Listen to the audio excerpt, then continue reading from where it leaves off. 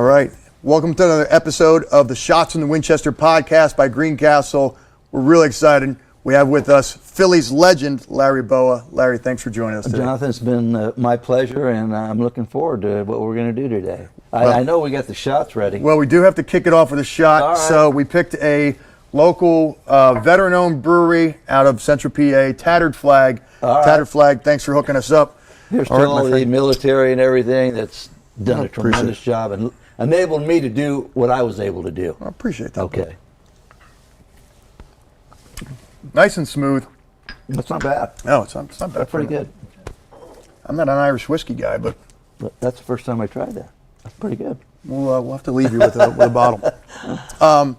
You've been on both you've been a player, a coach, a manager in Major League Baseball over the course of, I looked on your Wikipedia page and I added up, I think it's a total of 36 years just on the field? With the Phillies, but I've been like in baseball over like 50. And now as an advisor, Right. back for the club. Dave Dombrowski, I work under him. Right, so because you're 77, right? And you Yep. came in at, Just turned 77. happy birthday. Okay. You came in at 20 years old, right? 22, I think. Or 22. Yeah. Yeah, so you got about 55 years. Yep. All right, so here, go ahead. Dispense some wisdom. I'm kidding. Well, I think whether you're a player, a coach, a manager, or if you work in the front office and everything, the biggest word for me is communication. You got to be able to communicate. And I've been involved with the different generations. Back in the day, we're called old school. Yeah. Hey, you can't do this. Da da da. And managers and coaches, when we played, if you did something wrong, it didn't take anything. They would embarrass you in front of the whole team. And now as these generations progress and you see the different personalities, today everything's got to be more one-on-one, behind closed doors. I'm not saying guys are sensitive, but you have to treat them differently now. You can't. I couldn't treat a player the way I was treated when I played because it was embarrassing. Is it a good thing or a bad thing that you can't treat them? Because a lot of older guys would be like, oh, they're getting soft, but yet if we're reflective, we go, no, it's actually the way we were treated kind of sucked. Even though everybody's like, oh, that's the way it should be because that's the way I grew up. It kind of sucked, Jonathan, but when you did something wrong, now I don't mean making an error, striking out. I'm talking about you make a mental mistake, and you got undressed by the manager and coaches in front of your players. There's a good chance you were going to do that again. That's stuck in your mind. Yeah. I didn't like that. They never got on you for physical mistakes, ever. But if you were in the wrong place at the wrong time for a cutoff or relay, or you didn't cover a base when you were supposed to, or you didn't know how many outs there were, when you got in that dugout, you knew you were going to get undressed in front of everybody. And in a way, I thought that helped me. It was like, don't make mental mistakes. They'll deal with the physical mistakes because that's part of baseball. Because if you think about it, the greatest hitters in baseball, they fail 7 out of 10 at-bats. So they get 3 hits every 10 at-bats. And I try to, when I talk to kids, I said, if you were a doctor and you had 10 operations and you failed 7 of them, you're out. So think about that. The greatest hitters make 7 outs.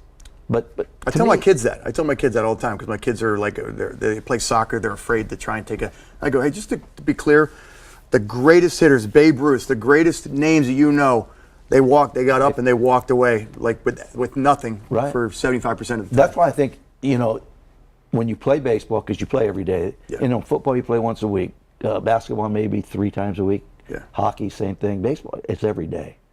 Every single day. You have occasional days off, but I think that instills mental toughness when you play every day. Sometimes you get up in the middle of July and you've played 45, 50 games in a row. Excuse me. Mentally, you're drained, but you got to find a way to get through it.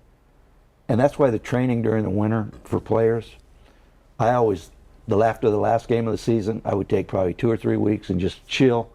And then I get back at it again because my mentality was I want to play between 150 and 162 games every single year. And I was able to accomplish that. But it was through mental toughness. It was sometimes I think failing sometimes it helps guys get to where they want to get to. You don't have smooth roads every day in baseball. There's a lot of peaks and valleys. Yeah, for sure. And you got to hope the peaks outnumber the valleys. But I think that goes on in everyday life. There's peaks and valleys. There's no easy path Yeah, it's not a season, right? It's not a season. It's every day, all day. But you got to be able to deal with the negative stuff that happens. You can't just think everything's perfect. And I think that's what makes baseball a unique sport.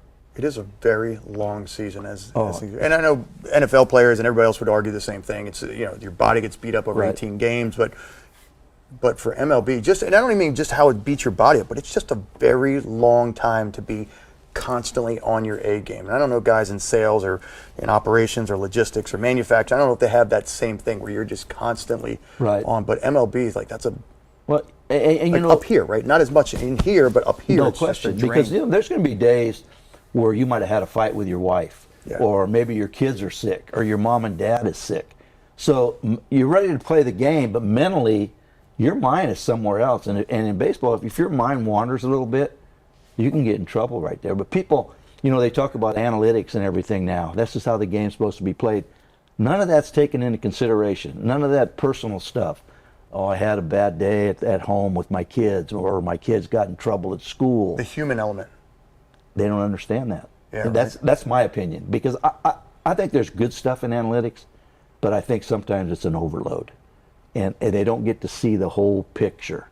They don't get to see what's happening behind the scenes. So when you put all this information in a computer, it says, oh, this guy's going to hit 300 this year, or this pitcher's going to win 18 games. It's not that easy. It's not that easy. I want to go back for a second. You talked about that public humiliation. It sucks when you're on the receiving end of it, right? Somebody in front of your peers, and that's a little more old school. I grew up with that in the Navy, a little bit like that, and I know it doesn't work today. But I want to go back to what you said. It works, and I'm not advocating for or against it, but you can't deny for those of us who experienced it that it worked. Right. So in today's generation, where it's not as accepted to do that. How do you, as a leader, and I know you're still very much involved in Major League Baseball and mentoring some up-and-comers, how do you still get that, and this is a tough question, right? How do you get that same mindset, that same switch in that guy without going down that same road? Obviously, your meeting with the individual's got to be behind closed doors. Yeah. You don't want to embarrass anybody. Like I said, it's a different generation now. I do believe you can get your point across if it's a one-on-one in your office or behind closed doors. But fear of being humiliated in front of your peers is a very powerful motivator to make sure that I don't fuck up again, right? It is. But if you can't do that, are you now trying to get the guy to do it because he wants to, or like what how when you get in behind those closed doors, you can say, you know what, this has happened a couple times, and I've bitten my lip because I don't want to embarrass you in front of your teammates. But on the other hand, if this doesn't end being in the wrong place on this cutoff and relay, or not running hard, or lack of hustle, we have a couple alternatives. I can undress you in front of everybody, or what the bottom line is, we can send you down to the minor leagues. Yeah. Nobody wants to go to the minor leagues. Once you taste that big league atmosphere, the hotels, the travel, it's unbelievable between the big leagues and AAA, AA, and A ball. And you try to get their attention that way. But I'm going to tell you a big factor that sort of hinders that is the money these guys make now. It's guaranteed in baseball. So you bring some guy in there that's making $8 million a year, and they know they're not going to get sent down. And they might say, hey, you can do whatever you want to do. I'm getting my check on the 1st and 15th. So money has a lot to do with their attitude. Like I said, these kids, I hate to use the word sensitive, but I have to, because they're a different breed. I remember when I was growing up, Jonathan, if we had company coming over, my dad didn't have to yell at me. I would get a look with the eyes like, that's enough. Yeah. It's almost like, well, no, I'm a dad. I try and achieve it. It's not a fear thing, but it's a respect thing. Yeah. When your dad looks at you or your mom and go, in other words, they don't want to say shut up and listen, but you get the message. Yeah. That's how I was raised. And I think, looking back, I'm glad I was raised that way. And today, you obviously, it's a different situation. I want to actually talk about your upbringing a little bit. Grew up in Sacramento, right? I read somewhere about that you had said that you were never drafted. You never played high school ball. I got cut 3 years in a row. So you never actually played high school ball. And so you go to college then, and now you actually make the team and you go on. But they had told you you're too small. You never played high school ball. Right. And you finally get to college and you're able to make it to the team. And the reason I got to the college level is after I got cut my third year in high school, they had a summer league. So I went out for the summer league and I made the team. You know, the summer league wasn't as good, obviously, as high school baseball. And so happened I was playing, we played on weekends. And the junior college coach, baseball coach, his name was Del Bandy, and he saw me play. And so after a game, I had a pretty good game, and he called me over. He says, "Hey, I'd like you to come out for our junior college team." And I laughed. I can't even make high school. How am I going to come out for your team? He says, "I will give you every opportunity to make this team." Because the high school coach never told me I wasn't good enough. He said I was too small. And my dad, who had played professional baseball, got as high as AAA. Yeah. He said, how big you are, how much you weigh has nothing to do with playing baseball. It might in basketball, it might in football, but in baseball, everybody has their own niche, and they can be a scrappy guy that gets singles and doubles, can move runners, steal bases, play fundamentally sound baseball. So my dad was, he was a big influence. And he said, why don't you just go out and see what happens? Because I was sort of embarrassed to even try out because, everybody that played high school, they're going to be going out for that team too. Right, yeah. And I'm looking at these guys and I'm saying, I know what they're thinking. They're saying, what's he doing out here? He couldn't even play for us. Who let the bat boy on here? Exactly. So, ironically, looking back, I made the team. I made all conference 2 years in a row. And I'll tell you a story how I originally signed, because I didn't get drafted. It was the first year of the draft, and so all these guys got drafted, and obviously I didn't. And I played good at junior college. Yeah. And so this scout named Eddie Bachman, who was a California scout, he was out and he called Paul Owens, who was our general manager. He says, "Hey, I got a kid out here for the Phillies." Yeah. He said, "I got a kid out here. He's interesting. He can run. He can catch the ball. He got a good arm. Very smart. I don't know if he's going to hit, but I want to keep an eye on him. And what do you think?" And he says, and Paul Owens told him, he says, "I tell you what, why don't you go scout him in the junior college games, and then send me the report." So sure enough, it wasn't a league game. It was like we were playing the pre-schedule where you have a couple practice games. Yeah. So he came out. It was a doubleheader. So in the first game, I got kicked out in the second inning by the umpire. And in the second game, I got kicked out in the fourth inning. So Paul... And the Phillies said, he's our kind of guy. So Eddie makes a call to Paul Owens, and Paul says, "What'd you got?" And he goes, "Pope." They called him Pope. "I don't know what to tell you." And he goes, "Well, what do you mean? He didn't do good?" And he goes, "I don't know if he did good or bad." And Pope goes wide. He said he got kicked out of both games before the fifth inning. And Pope goes, "Oh, my God." Recruit him for the Broad Street Bullies. Exactly, He's definitely Philly material. So as this thing progressed and everything, I started playing better. I stayed in games. I didn't get kicked out. And the Phillies said, "Hey, we want to sign this guy." And he told me, Eddie Bachman said, "I'm not going to try to tease you or fool you. You get a chance to play in our system, and when you get done playing, the odds of you making the big leagues aren't very good. You're going to be a player coach or a manager in the minor leagues. We like your attitude. We like your mentality about how baseball is supposed to be played." And I look back on all those conversations, and I played like 16 years. I got over 2,000 hits. I made 5 All-Stars. I won a World Series. Yeah. And when I talk to kids now, I sort of lay out this program that the odds of me making it, you probably have a better chance of hitting the lotto. I mean, and my message is, don't let anybody tell you can't do something. Because if you want it bad enough, then you have some skills to be able to do that. There's no telling how far you can go. Right. So you need the requisite skills, right? You need to be able to understand the game of baseball. Sure. And and in all fairness to Eddie, I wasn't a very good hitter. And I knew it was going to be a challenge. But getting over 2,000 hits, it wasn't through natural ability. I played next to the greatest third baseman in the history of baseball, Mike Schmidt. And everything came so easy to him. It was like effortless. Really? And mine was like, God, I got to grind. I got to hit extra. I got to do this. But you know what? It's something that I wanted to do. But I looked at Mike and I went, God, it doesn't take that much. He doesn't hit that much extra.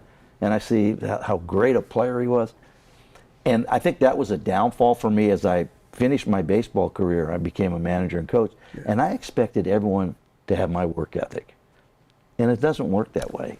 That's interesting. Because some guys are natural athletes. The they don't guys need to. I felt if those guys were that good and they work like I do, they're going to be way at the top. But I think if I had to redo anything, it would be, don't make guys or expect guys to do what you did, because I was sort of like at the other end of the spectrum. I had to do this. I had to be the first guy there. I had to be the last guy to leave. I had to take swings till my hands bled. But everybody wasn't like that. Everybody had better skills than I did.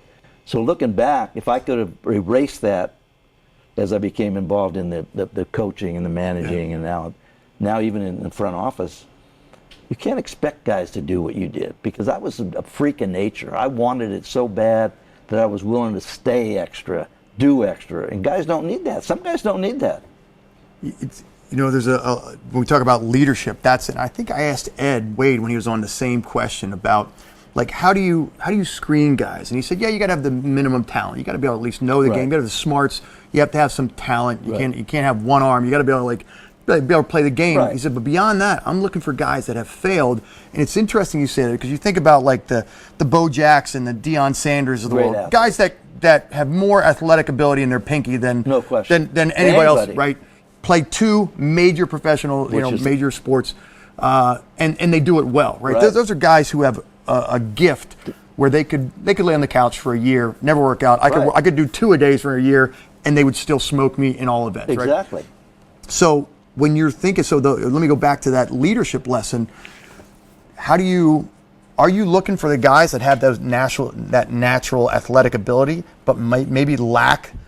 And I'm not putting everybody in one lump sum, but to your point, a guy who, and we saw this in the SEAL teams, and we'd get guys that would come through SEAL training that would just be phenomenal athletes, and they had never been so uncomfortable in their life as to where, yes, they could outrun us, they could push up anybody in the class, but standing in that cold water and just letting the cold do its thing, they'd never been that uncomfortable. And they're like, fuck this is for birds. And we've had guys quit where this young, scrappy guy who life had thrown everything at him his whole life, that was the guy who made it. When you now are advising players and advising teams, the Phils, are you looking at young guys who have scrapped and struggled and clawed their way into the league? I look for intangibles. I look for guys that it wasn't easy coming up. When I go look at minor league baseball games, I don't want to go watch a guy that's his last 28 bats, he's got 15 hits. I can see he's on fire. Sure. I want to go to a guy that's 0 for 15, 0 for 20, and I want to see how he interacts with his teammates. Does he still have a lot of energy? Does he mope? Does he feel sorry for himself? I want to see how they react to that. It's easy to play baseball when everything's going right. When you're getting 10 hits out of 20 at bats, if you're a pitcher and you go 8 innings every start and you don't give up anything, that's the easiest thing to do, is come to the park. The hardest thing is when you're 0 for 22, and especially in a city like Philadelphia, where the fans, to me, are great, but they're going to let you know when you're not doing your job. It's a blue-collar city, and they like blue-collar people that aren't afraid to show their emotions. Let them know, hey, I'm not doing good right now. Stand up to it. Don't. If somebody puts a mic in my face when I played and I was 0 for 15, they go, what do you think about that booing? I'm going to say, you know what? If I was a fan paying money, I'd boo too. He's not playing good. Yeah. That's the mentality I think you have to play in this city. You got to be able to take the good with the bad. Because I tell these kids, when things are going good and you get in the World Series, you're the greatest person in the world. But you go 0 for 15 and we're losing 8 games in a row.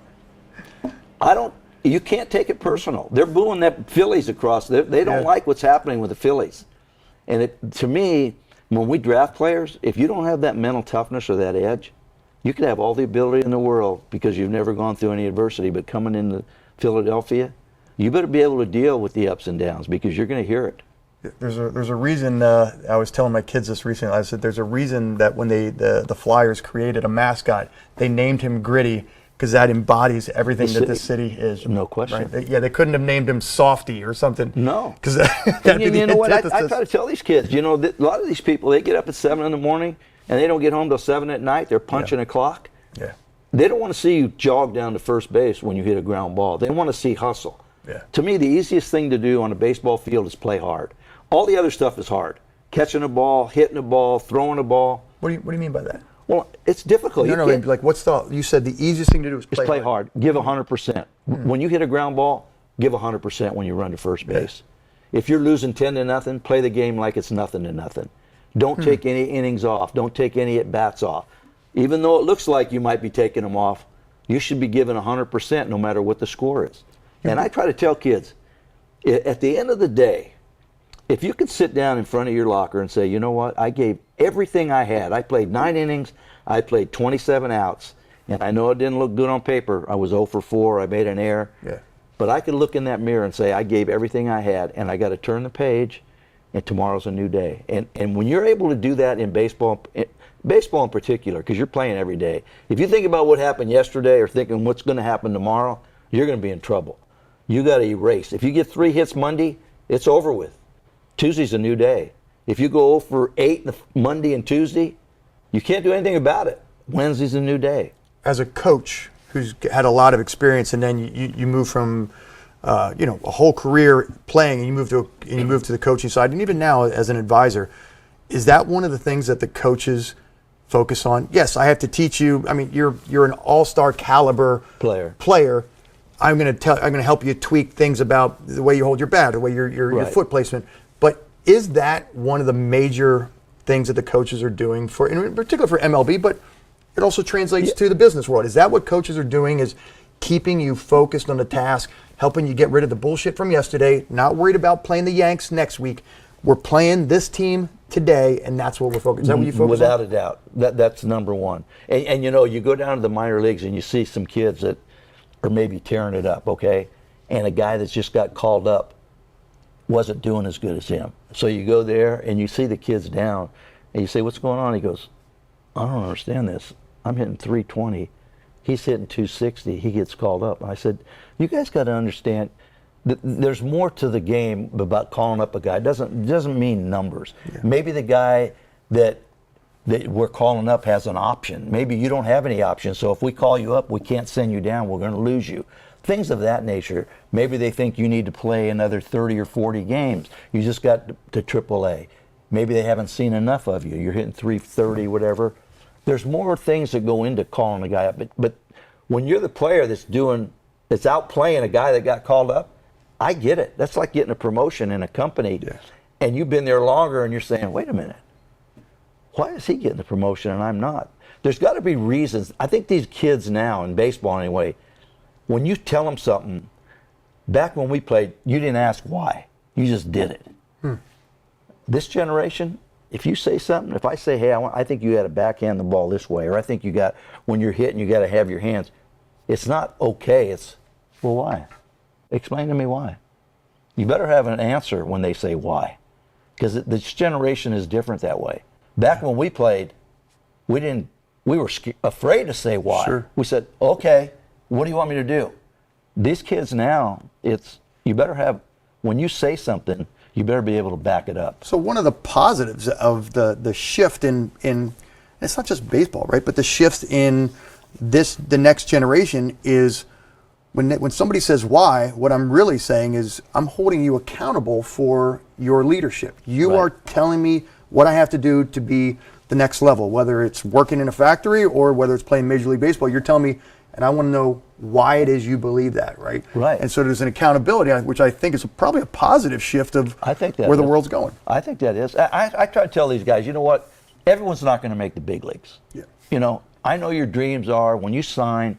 My dream is to play at Citizens Bank Park in front of 45,000 people, get to a World Series, win a World Series. But it doesn't happen that way. It doesn't happen. So you got to be able to deal. If you really like this life, give everything you have. And if you can sit down and say, I gave everything I had. I know players that when they're retired, there's a whole lot of, I wish I would have done that, right? Wish I'd have done that. I can honestly tell you, Jonathan, my career's been over. I look back, I did everything I wanted to do. I got the most out of my ability. I wasn't ever a home run hitter, but I got on base. I got a lot of hits. I stole bases. I played in the World Series, played in all-star games. I can honestly tell you, I never sit down and say, God, I wish I'd have worked a little harder. I wish I'd have fielded more ground ball.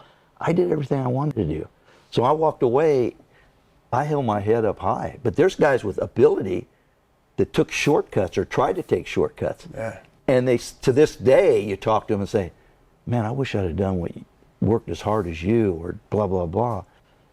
That's why you got to capture that moment, man. You can't let stuff. Baseball is a hard sport. There's 600 guys that play all over the country, all over the United States. And you talk about not only other countries, Puerto Rico, Venezuela, the Dominican. So you're one of 600, 650, I don't know what the exact number is, that is playing a sport that people dream about playing. Yeah. You know, when you're growing up, you dream about certain things. I was a guy that not only did I dream, but I had my dream come true. There's not too many guys that say, man, I dreamt of being president of the United States, or I dreamt of being president of a bank. I dreamt about playing baseball, and it came true. That doesn't happen that much. But it's stick-to-itiveness, mental toughness, being raised by a great mom and dad. They were tough on me growing up, no question about it. Discipline was big. Respect was huge. All those things came into play. And I don't know if it's emphasized that much with kids now. I mean, I would hope it is. Or at least in a different way. Right. Where leaders have to, you have to be a different coach than the coaches you had. Oh, there's no question. Right. There's no way you could coach now, at least me, and they just say, they said, hey, you're going to be coaching next season. And I go back to my experiences. Well, I'm going to do it the way they did. You couldn't do it. Yeah. You couldn't exist. No, it doesn't work. They would look at you like you had 20 heads. I want to go back to something we had, and it's been sitting in the back of my mind. You talked about being thrown out those 2 games in college when the scout came, which is a fantastic story, by the way. You've been thrown out a couple games, you know, over the course of 50-something years in the game. Oh, yeah, there's no question. When you're a manager, you're getting thrown out. This is a guy who enjoys baseball, but I've never been on the field at that level. Are you and the umpire, are you guys actually making progress in a conversation? Most of the time, when I argue, it's a call that went against us, or maybe one of my players, it went against him. So my philosophy is, I'm going to show these guys that I have their back. You know, it was a bad call. You just rang up my best hitter on strike 3, and he comes back to the bench, and if he sees me saying, I'll do it on every call, but if it's a blatant call, I'm going to let that player know, hey, I got you. A little bit of theatrics to show it's for the team, not necessarily because that's a productive conversation. I'll tell you a great story once. It was a Sunday afternoon. We were playing in Florida, and you talk about hot and humid. Yeah. And it was the very first hitter of the game. I think it was, I'm trying to think, it might have been Jimmy Rollins. I'm not sure who the hitter was. Anyway, he got called up on a strike. And it was such a bad pitch. And Jimmy very seldom argued, and he's sitting there arguing. And I said, I ran out. And I said, I got Jimmy out of there. I said, I need you, man. Get over there. Yeah, I'll take this. So I started screaming at him. And he looked at me and he goes, you know, he called me Bo. He said, Bo, you can argue all you want. It's hot out here. It's humid out here. And if I have to do 9 innings, you're going to do 9 innings. And I unloaded on him, throwing F-bomb. He made it a point. He did not throw you out because he wanted you to suffer. Yeah, he said, if I got to stay out here, you got to stay out here. And I said, well, I'm going to stay out here until I get my point. He says, you got your point across. You can keep going all you want. Yeah, but I'm not throwing you out because you're going to go sit in the air conditioning. Exactly.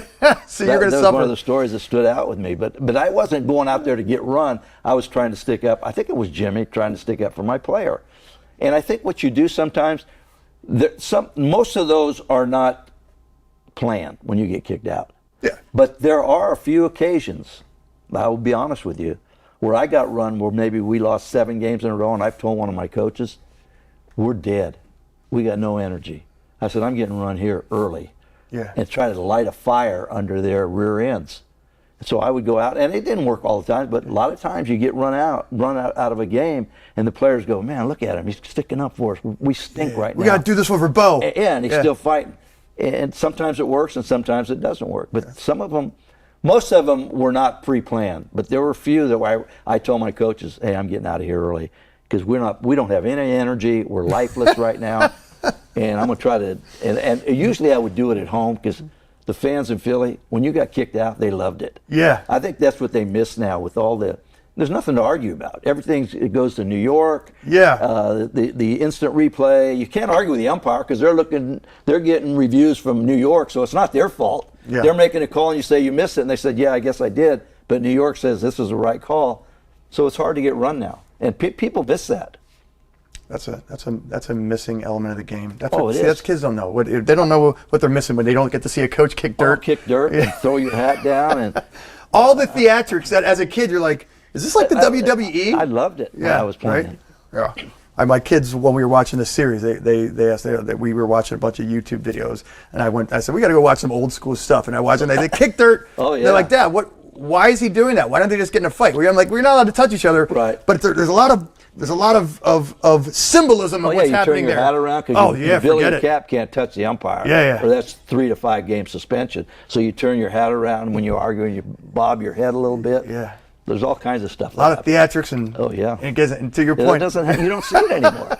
You don't see it. See, my kids will never know the joy of watching. If you're a baseball fan, go back and look at when Billy Martin, when he used to go crazy, kicking dirt on umpires. I mean, that was just part of the gig. I saw in an interview, shifted gears a little bit. I saw an interview you were talking about, and I might have been on Barstool Sports or something recently. It was going into fall ball this year, so the Phils had just made it, and you said, hey, you talked about John Middleton making a management change mid-stride, middle of the season, because things just weren't working. You've been in the environment when a leadership changed, a whole-scale leadership change is made in the middle of a project or middle of for us in the military, in the middle of a mission or something like that, which has a huge implications.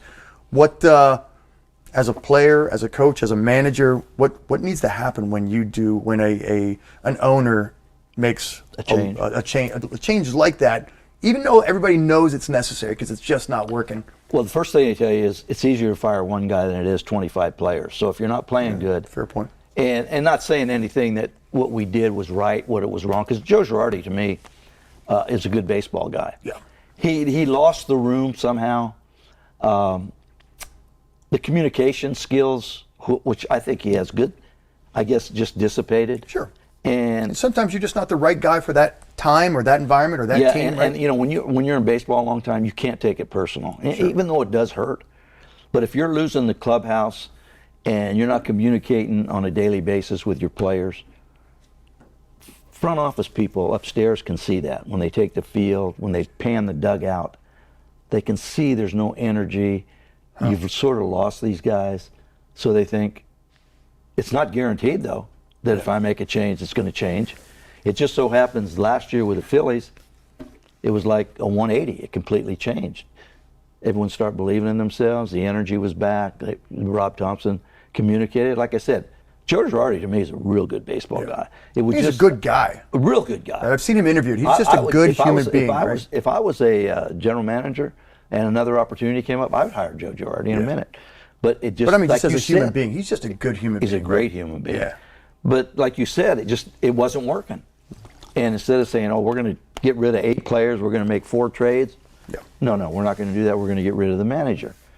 And the longer you're in baseball, the more you realize their favorite saying is, they don't say you're not doing the job. They go, "We're going to go in a different direction." So that's the key phrase now. When you're getting interviewed for a managerial job and you're down to you and another guy, that call to you is, hey, the interview was great, but we're going to change and we're going to go in a different direction. It's not you didn't answer the questions the right way. They never ever say you got beat out. We're just going to go in a different direction. So that's the key phrase they use in baseball. You've been hired into a bunch of different clubs. You've been fired from clubs. You've been brought up from AAA and bumped back down. Like, how do you obviously you talk about the grittiness that you brought, but for the average player or for the, I don't know, for the person here that got passed over for a promotion in the business world, how do you sustain that motivation? You know what? I think if you really believe in yourself, I mean, I don't mean fake. I mean, hey, this guy told me I wasn't good enough to play. Well, I'm going to show you. You know, I think everybody's boss maybe looks at different situations differently. Maybe you think you're the right man for the job, but the boss over you thinks maybe Jonathan, you're the guy for the job. So it's perception. No boss has ever thought that. Well, it's perception. You know, and you, when it first happens, when you first get fired or you get released, you think it's the end of the world, man. I mean, you're crushed. You're like, oh man, I'm a failure. And I understand that happening right away, but if you believe in yourself, and you believe hey, he made a mistake, or maybe he made the right move at that time. I know what I can do, and I'm going to stick to my game plan, and I'm going to continue to pursue what I want to do. But again, you were still coaching 30 years after you first started playing MLB. You were still coaching. When they go in a different direction, I mean, does it sting a lot less because you're like, I know this is the industry. Yeah, it does. It's less. Yeah. But the first time, no. Yeah, right. I mean, when I got fired with the Phillies, I came up in 2001, 2, 3, and 4. I took a team that lost 100 games. They were pathetic. And it's ironic that the guy managed that was Terry Francona, who is an unbelievable baseball man. Sure. But if you don't have talent, you can be the smartest guy in the world. You can know your X's and your O's, and it doesn't work. Like, look, he stuck to it. Look what he's going to be a Hall of Fame manager. But I took those 4 years. We had above average. We were over 500 every year. We were in a playoff run. I think our payroll was $50 million. Now I look at our payroll, it's $250 million. That's unreal. But I mean, things like that. That bothered me a little bit because they used that phrase. We're going to go in a different direction. I'm going, well, what kind of direction are you going? You asked me to change the culture in the clubhouse. We started playing competitively, and the guy that made the change was Eddie Wade, who I have all the respect in the world for. To this day, Eddie and I are best of friends, and it hurt me. It hurt me bad because I did everything they asked. I took a team that wasn't really that good, but they had a great attitude. They grinded every day. They never quit, and I knew they were right there. We're right there. We needed maybe a player or two, and then to get fired, that bothered me a lot. But hey, I was mad for 2 or 3 months. Yeah. But you got to lick your wounds at some point, right? To this day, Eddie, to me, is one of the best baseball minds I've ever been around. He did a great job as a general manager for the Phillies. But you look back at that, and at the time, if somebody would have said, "Hey, Eddie's a good baseball," I'd have said, "No, he isn't. He doesn't know shit about. He doesn't know shit about baseball. He fired me." You know, at that time. God clear does, yeah. Right, but as you look back on it, doesn't know shit, that right? was something that happened that, you grow from that. No question. Must be something about this town because you, Eddie, Ruben, a bunch of guys that came here, players left, got fired, came back, fired again, came back. I love this city. Must be something in the water. It is. I love the city because it's such a blue-collar city. It's sort of like my personality. And I can go in the grocery store and talk baseball with anybody. I can go to the mall and go shopping and people come up, talk baseball. I love that. I love that. Or they'll come up and say, "Hey, what's wrong with Schwarber? He's not hitting worth their crap." And then you sit down and you talk to him. You talk about baseball. Hey, Schwarber's doing a good job. See how many home runs he's hit? See how many walks he gets? But you know how people react to numbers all the time. Yeah. Well, he's hitting 210 or something. I don't care what he's hitting. He brought a different attitude to this clubhouse. See, they don't look at that. He's sitting him to the second level, to the second deck. Hey, I'm going to tell you. That kid's got power. That pickup, getting Schwarber here was probably I know Harp's a superstar. Of course. But when you get a guy like Schwarber, and I didn't know Schwarber that much until I went to spring training with him. This guy's a winner, man. He's not afraid to confront people in a very professional way. Hey, you don't do that here. This is not the way we play the game. But he's a winner. And you get guys like that with that attitude. He could have very easily, every night, what I admire about Schwarber, he wasn't hitting good early. But every night he got in front of that mic, and he was the spokesperson. Hey, what's going on with the Phillies? Hey, we're going to be okay. Hey, we're going through a bad period right now. I'm going through I stink right now. I'd boo if I was a fan. He would make comments like that. And what young kids don't understand is, in this city, they like to hear sometimes where you say, "I was brutal tonight. Yeah. I couldn't do You that." own it, right? Own your flaws. Face the music. That night, Bohm said, "I hate this place." Remember that? I don't know. Oh, remember yeah. That. And then Schwartz was one of the guys that, hey, that was on tape. You got to address the media here. If it wasn't for Schwarb and a couple other guys, and he never addressed that, he'd have got run out of the city. Could have been, the next day, he said, "I made a big mistake." He got a standing ovation his first at bat. He did That's come what back. makes this city so special. Is they like to see you go through adversity sometime. They want to see what you're made of. It's not a perfect world. I think that's what's great about this city. Right on. Larry, thank you so much for coming on, man. Oh, Thanks for sharing time. some tidbits and some funny stories. I love that you got forced to stay on the field in the hot, in the humidity, and refused to get kicked off. That's fantastic. That's a leadership lesson right there. Make the guys suffer rather than giving them the pleasure of going back to the AC. It's not easy being a leader, but you got to take responsibility, and I think communication is huge. Awesome. Thanks for joining us, brother. My Appreciate pleasure. it. All right, Don.